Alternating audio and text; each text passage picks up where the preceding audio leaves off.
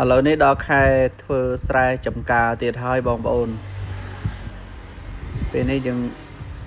ហៅអត្រាមកគៀ GVS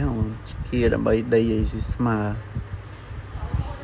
កាលណាដីអត់ស្មើយើងធ្វើស្រែអត់បានផលច្រើនទេ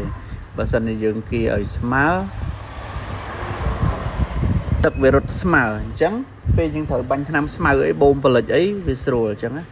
រដងអាទួលហ្នឹងបូមមកដល់ស្មៅដុះច្រើនតើកាលណាស្មៅដុះច្រើនយើងមិនអាចឃុំស្មៅបានល្អទេអញ្ចឹងកន្លែងណាទួលទៅស្មៅនៅនឹងញុកហ្នឹងទៅកន្លែងណាទឹកទៅវាលិចអញ្ចឹងកុំឆ្ងល់មិនបានគេធ្វើទៅបានច្រើនយើងធ្វើបានតិចគឺមូលហេតុហ្នឹងឯងជីក្នុងមហត្តាដាក់6ក្រុងដូចគ្នាប៉ុន្តែគេបានទៅ6 7តោនយើងបានតែ4តោន5តោនហ្នឹងដោយសារដីខ្ពស់ដីទាបហ្នឹងឯងអ្នកធ្វើបានច្រើនដីគេស្មើល្អបងណាគាត់ដាក់ទឹកទៅទឹករត់ស្មើឆេញ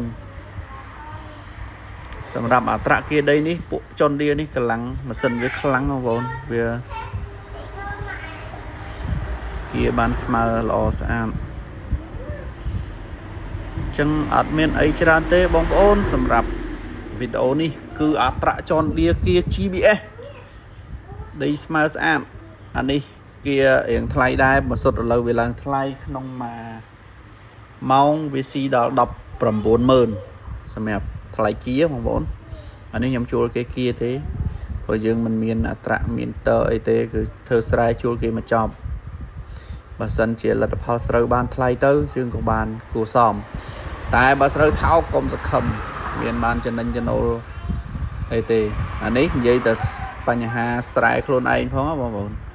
បើសិនស្រែជួលគេទៀតចប់ឃើញគេឲ្យហើបកង់ក្រោយណាកន្លែងហ្នឹងទួលខ្លាំងហ្នឹងកុំអកោះមកទៅវាកោះតឹងខ្លាំងអាកង់ក្រោយហើបអញ្ចឹងមានន័យថាអាកន្លែងដែលវាហើបកង់ហ្នឹងអាតែហ្នឹងទួលអស់តោះហើយ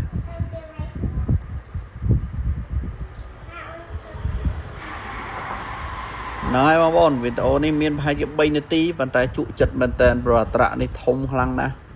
អានេះខ្ញុំថតពីចង្អាយស៊ូមពីចង្អាយណាបើថា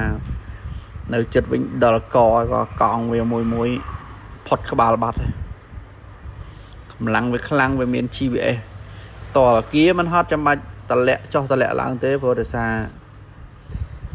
រ GVS គឺវាក្រិនស្មើហ្មងចង់និយាយថាអត់ហត់តម្លាក់ចុះតម្លាក់ឡើងទេដូចតកង់នេះកាន់អត់ចកោទេគាត់ទៅវិលចុះវិលឡើងវិលចុះវិលឡើង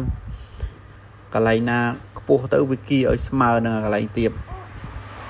កន្លងចុះកន្លងឡើងទៅអត់ហត់